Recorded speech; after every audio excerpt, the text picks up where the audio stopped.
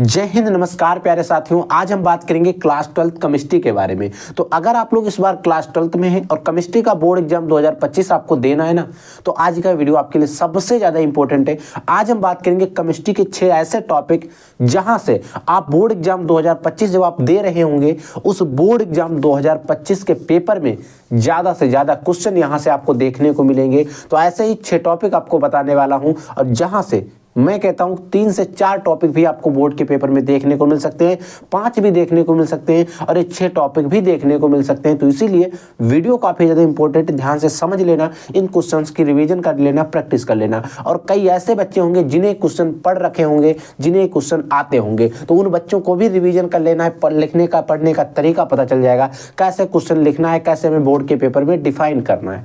ठीक है बच्चों, तो ये जो 6 टॉपिक है, जिसमें मोलरता की बात करेंगे, मोलन्स की बात करेंगे, विद्युत लेपन देखेंगे, मोलर चालकता क्या होती है, पेप्टाइड बंध क्या होते हैं, पावर अल्कोहल क्या होता है। इसमें से मोलरता, मोलन्स और मोलर चालकता ऐसे टॉपिक हैं, 3 ऐसे टॉपिक हैं जहां से न्यूमेरिकल आपके बोर्ड के पेपर में देखने को मिलते हैं, क्योंकि इनमें फॉर्मूले आते हैं और फॉर्मूले बेस्ड न्यूमेरिकल भी आपके बोर्ड के पेपर में देखने को मिलते हैं। तो सबसे पहले हम बात करते हैं मोलरता की लेकर। तो देखो, मोलरता क्या होता है, मोलरिटी होता क्या, समझो।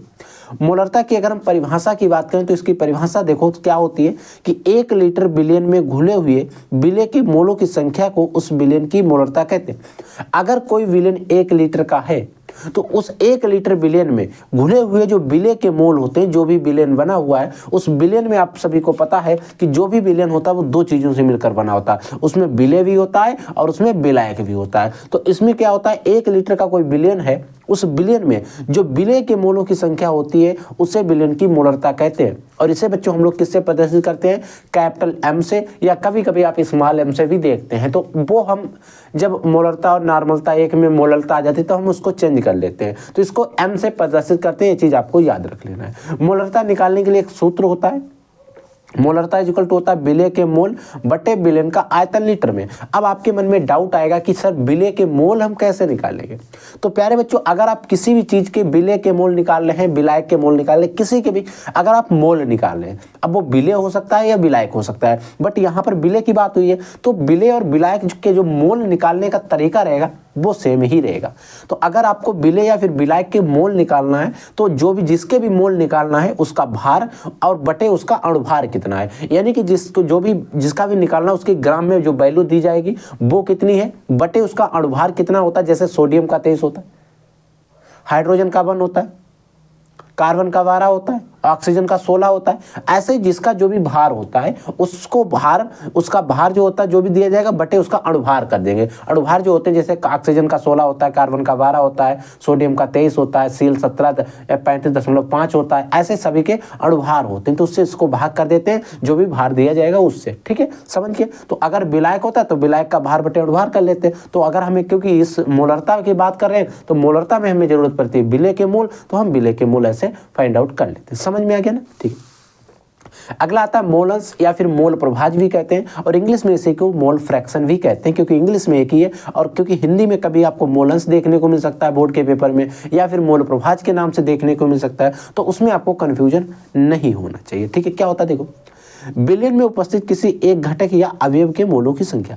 हमारे पास जो विलयन है उसमें विलय भी है और विलायक भी है। तो कह रहा है कि विलयन में उपस्थित किसी एक घटक, यानी कि विलयन और विलायक और विलय जो उपस्थित है उनमें से कोई एक विलय ले सकते हैं या फिर विलायक ले सकते हैं। ठीक है, तो विलय एवं विलायक, विलयन में उपस्थित किसी एक घटक या अवयव के मोलों की संख्या, उसमें एक घटक है, उसके अवयव या कि अवयव के मोलों की जो संख्या होगी, घटक कहें या फिर अवयव कहें, उनके जो मोलों की संख्या होती है, तथा विलय एवं विलायक के कुल मोलों की संख्या।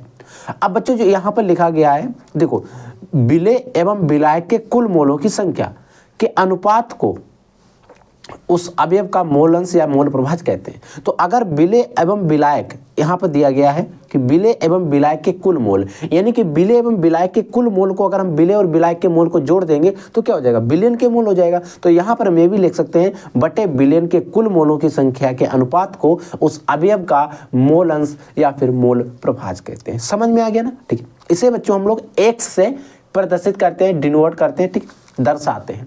अगर मान लिया 1 बिलियन में विलय के Na मोल है, विलय जो है उसको हमने किससे माना, Na मोल समझ लिया, तथा विलायक जो है उसके NV मोल उपस्थित है, जो विलेय है उसके Na मोल उपस्थित है, वहीं पर विलायक जो है उसके NV मोल उपस्थित है।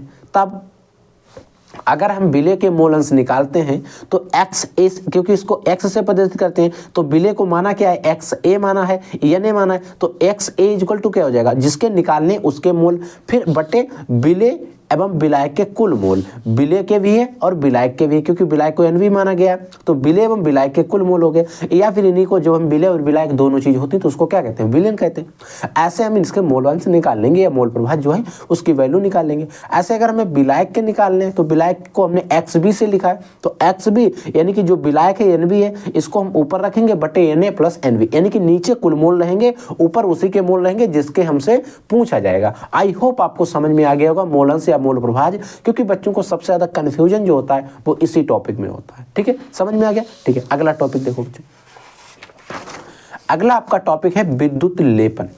देखो बच्चों, विद्युत लेपन एक प्रक्रिया होती है, ठीक है, जिसका उपयोग जो आप देखते हैं मेले या आप कहीं पर जाते हैं ऐसी जगह पर फंक्शंस में, मेले या बाजार वगैरह में, आप सोने की इतनी मोटी मोटी चेनें और जो 20 रुपए में मिल जाती हैं, सोने जैसी दिखती हैं बट 20 रुपए में मिल जाती है, क्या आपको पॉसिबल लग रहा है कि वो सोने की हो? नहीं होती ना। ठीक है, तो होता क्या है, विद्युत अपघट्ट द्वारा एक धातु पर दूसरी धातु की, एक धातु थी, एक मेटल है, उस मेटल के ऊपर दूसरी मेटल की, दूसरी धातु की पतली परत चढ़ाने की प्रक्रिया को हम लोग विद्युत लेपन कहते हैं। तो यानी कि एक कोई धातु है, उस एक धातु के ऊपर दूसरी धातु की अगर हम परत चढ़ा रहे हैं, तो परत चढ़ाने की एक पतली परत चढ़ाते हैं, उसकी एक प्रक्रिया होती है, तो उस प्रक्रिया को ही हम लोग क्या कहते हैं, विद्युत लेपन कहते हैं। उदाहरण के तौर पर अगर हम बात करें तो कॉपर धातु पर जिंक धातु की पतली परत चढ़ाना, यानी कि जो कॉपर धातु होती है उस कॉपर धातु के ऊपर जिंक धातु की पतली परत चढ़ाना भी एक विद्युत लेपन का ही एक उदाहरण है।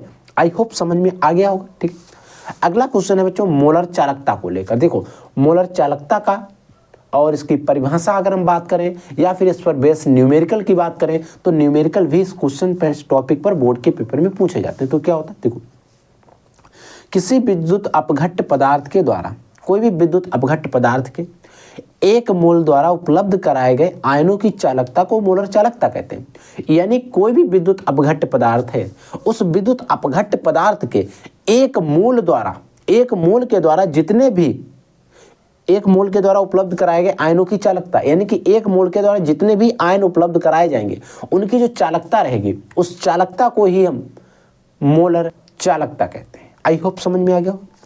इस मोलर चालकता को हम लोग लैम्डा m से प्रदर्शित करते हैं या लैम्डा m से दर्शाते हैं, समझ में। यानी कि जो मोलर चालकता है उसे किससे प्रदर्शित करते हैं हम लोग, लैम्डा m से प्रदर्शित करते हैं। लैम्डा m इक्वल टू सूत्र क्या होता है, x होता है, इंटू में आपका 1000 रहता है, अपोन में आपका m रहता है, और कभी कभी आपको c भी देखने को मिल जाता है, तो आपको कंफ्यूज नहीं होना, समझ के इस सूत्र याद रख लेना। या फिर कभी कभी आपको lambda m equal to x into 100 upon में c, ये सूत्र भी देखने को मिलता है, तो आपको कंफ्यूज नहीं होना है। अगर ये सूत्र भी मिलता है और इस सूत्र का जब हम प्रयोग करते हैं, इन सूत्रों का, तो जो क्वेश्चन में वैल्यू दी रहती है उन्हीं के अकॉर्डिंग प्रयोग करते हैं। अगर आप परिभाषा लिख रहे हैं तो कोई भी आप एक सूत्र लिख देंगे, आपका राइट हो जाएगा। अगला क्वेश्चन है पेप्टाइड बंध क्या होते हैं। तो देखो बच्चों, पेप्टाइड आप समझ गए होंगे पेप्टाइड होता क्या है। तो पेप्टाइड बंध वे बंध होते हैं जो प्रोटीन के अणुओं के मध्य में उपस्थित होते हैं, उनके बीच में उपस्थित होते हैं। तो देखो, वे बंध जो प्रोटीन अणुओं के मध्य में उपस्थित होते हैं, यानी कि ऐसे बंध जो प्रोटीन अणु होते हैं उन प्रोटीन अणुओं के मध्य में उपस्थित होते हैं।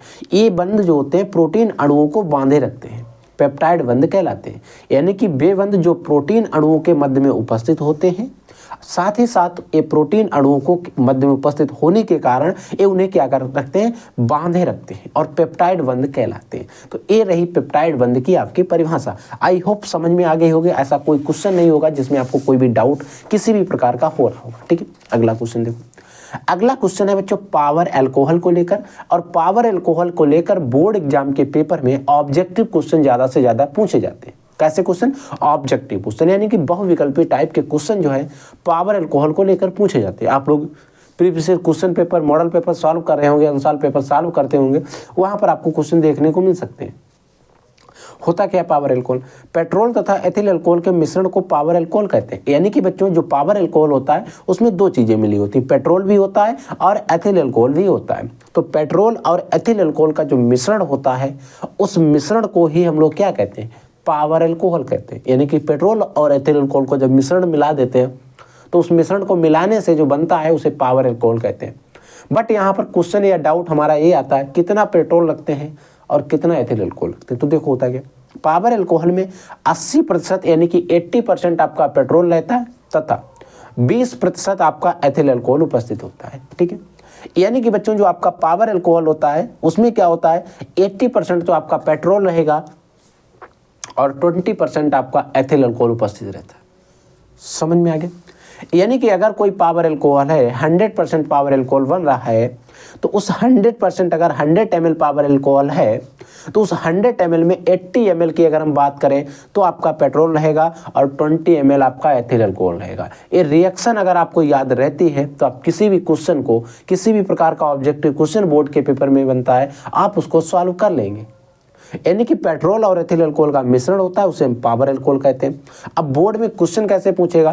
क्वेश्चन पूछ लेगा कि पावर अल्कोहल में एथिल अल्कोहल और पेट्रोल की प्रतिशत मात्रा होती है। वहां पर ऑप्शन दिया जाएगा 80% कामा 20%, 20% कामा 80%। अब उसमें कहेगा, अगर देखो अगर वो ऑप्शन दे रहा है 20% और 80% और ऑप्शन दे रहा है 80% और 20%, तो उसमें क्या होगा? पहले कहेगा पेट्रोल और एथिल अल्कोहल की प्रतिशत मात्रा।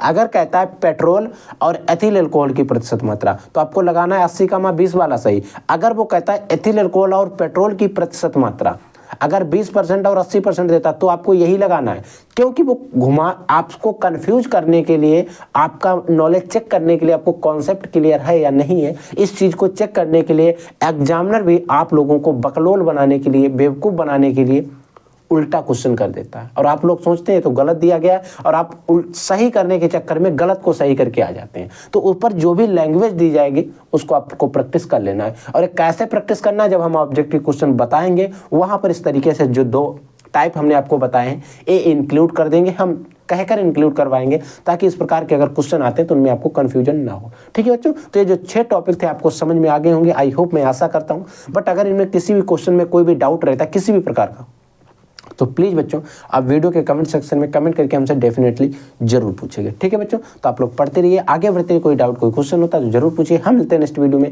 एकदम बेहतरीन टॉपिक के साथ। तब तक के लिए जय हिंद, वंदे मातरम।